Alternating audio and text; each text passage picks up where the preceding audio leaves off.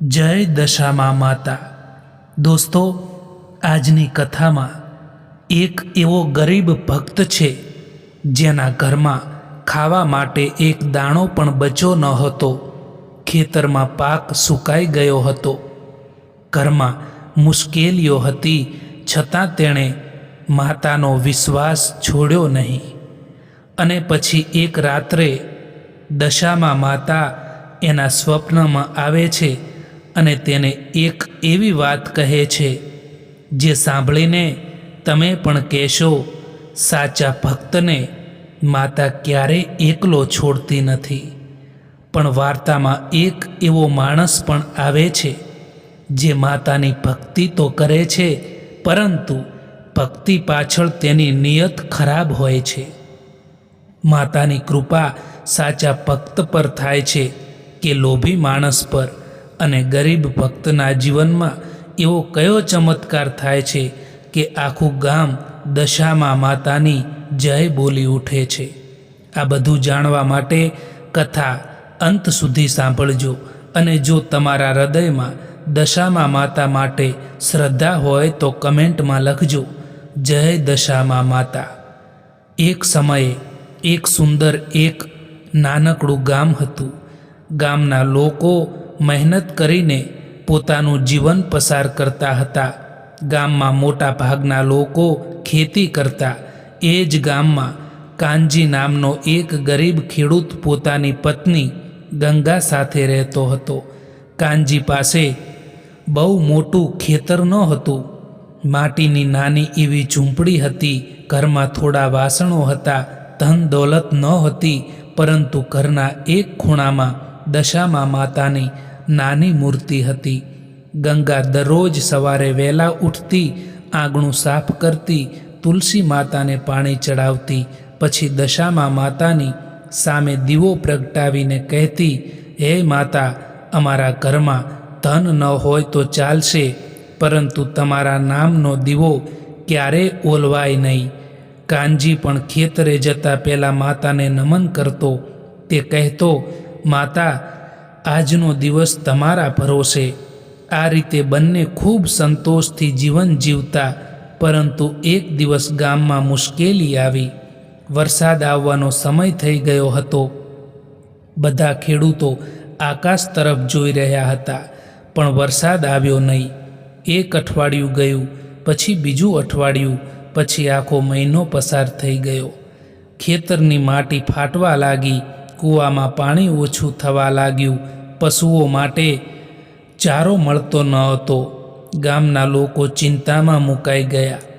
કાનજી દરરોજ ખેતરમાં જતો અને સુકાઈ રહેલા પાકને જોઈને દુઃખી થતો।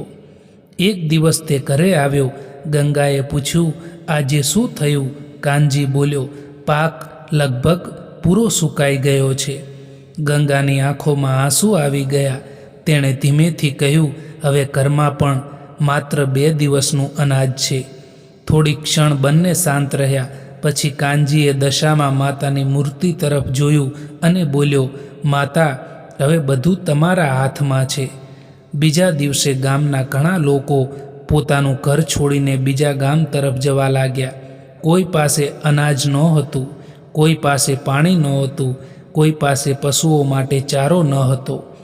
ગામનો એક શેઠ પણ લોકો પાસેથી ઊંચા વ્યાજે પૈસા વસૂલવા લાગ્યો। તેનું નામ હતું ધનજી શેઠ। ધનજી પાસે ખૂબ ધન હતું, પરંતુ હૃદયમાં દયા નહોતી। કાનજી પાસે પૈસા માગવા માટે ગયો। એની પાસે શેઠે કહ્યું, પૈસા જોઈએ છે? કાનજીએ કહ્યું, હા શેઠજી, થોડા પૈસા જોઈએ છે। વરસાદ આવે ત્યાં સુધી ઘર ચલાવવું છે। શેઠ હસ્યો, પૈસા તો આપીશ, પરંતુ જમીન ગીરવે મૂકવી પડશે।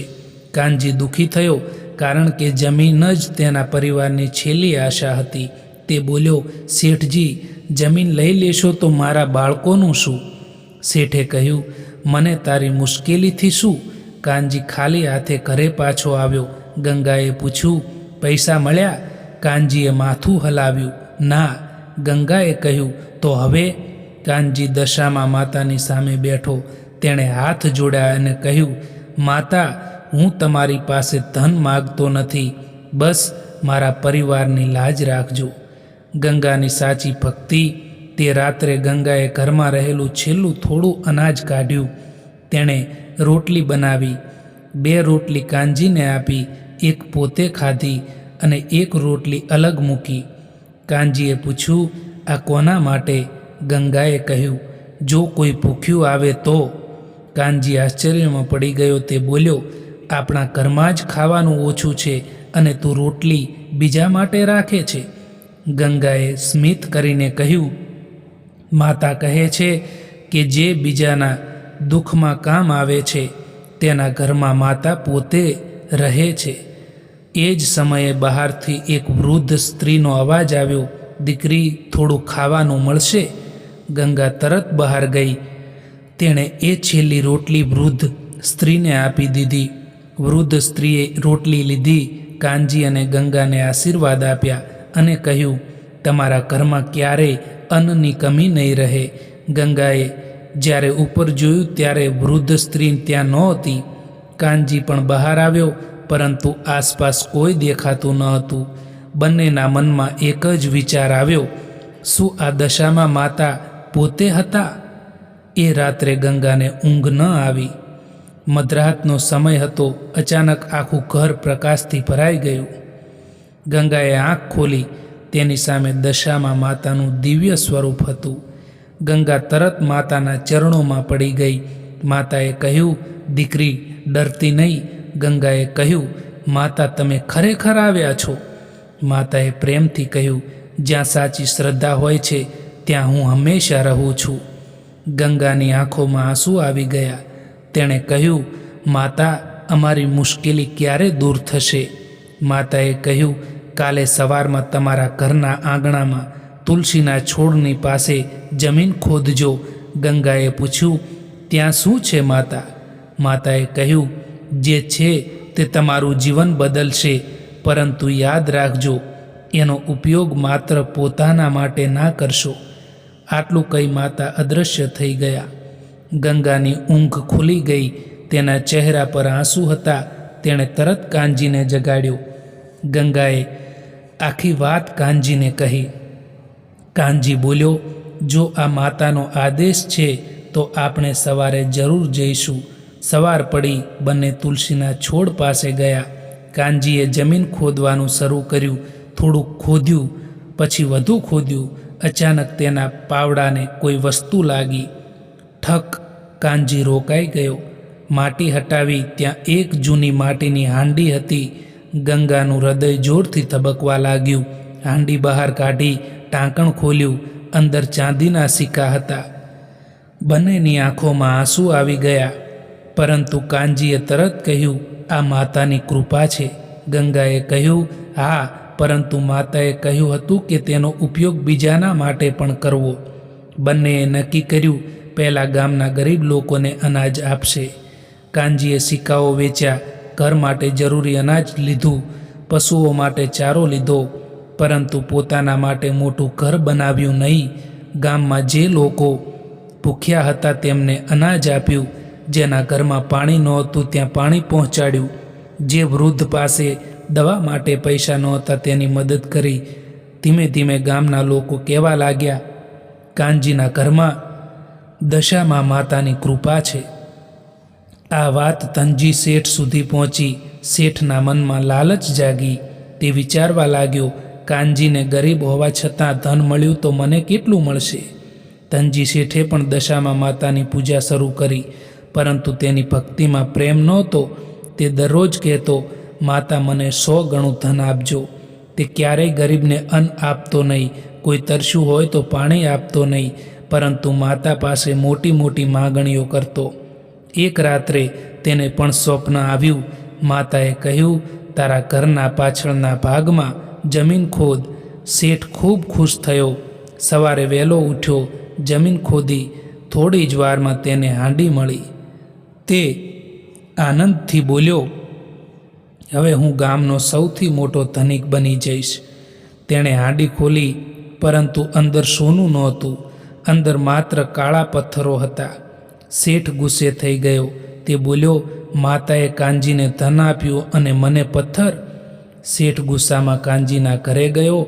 તે બોલ્યો, તને માતા પર મારી કરતાં વધારે પ્રેમ છે? કાનજીએ કહ્યું, પ્રેમની સરખામણી થતી નથી શેઠજી. શેઠે કહ્યું, તો પછી તને ધન કેમ મળ્યું?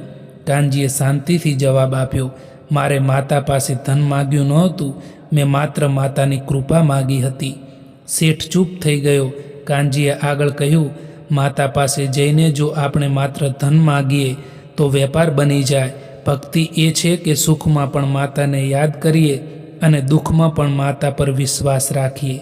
શેઠની આંખોમાં આંસુ આવી ગયા. તે પહેલીવાર પોતાના જીવન વિશે વિચારવા લાગ્યો. તેના ઘરમાં ધન હતું પણ શાંતિ નહોતી. મોટું ઘર હતું પણ પ્રેમ નહોતો. ઘણા પૈસા હતા પણ કોઈ તેને પ્રેમથી યાદ કરતું નહોતું. તે દશામાં માતાની મૂર્તિ સામે ગયો અને કહ્યું, માતા, આજે મને સમજાયું કે હું તમને મેળવવા નહીં, તમારી પાસે ધન મેળવવા આવ્યો હતો. શેઠે પોતાના ધનમાંથી ગામના ગરીબ લોકો માટે અનાજ વેચવાનું શરૂ કર્યું. પાણી માટે કૂવો ખોદાવ્યો. ગરીબ ખેડૂતોના કર્જ માફ કર્યા અને દશામાં માતાનું મંદિર બનાવવાનું નક્કી કર્યું. થોડા દિવસોમાં આકાશમાં વાદળો દેખાયા. ગામના લોકો આકાશ તરફ જોવા લાગ્યા. પવન ફૂંકાયો અને પછી વરસાદ શરૂ થયો. પહેલો ધીમો, પછી ધોધમાર. ગામના બાળકો વરસાદમાં નાચવા લાગ્યા. ખેડૂતો ખુશ થઈ ગયા. સુકાઈ ગયેલી ધરતી ફરી જીવંત થઈ. કાનજી અને ગંગાએ દશામાં માતાની સામે દીવો પ્રગટાવ્યો. ગંગાએ કહ્યું, માતા, તમે અમારી લાજ રાખી.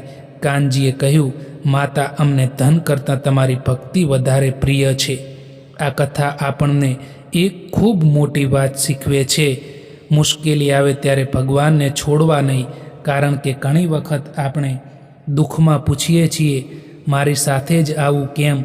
પરંતુ આપણે એ નથી સમજતા કે કદાચ એ મુશ્કેલી આપણને વધુ મજબૂત બનાવવા આવી છે.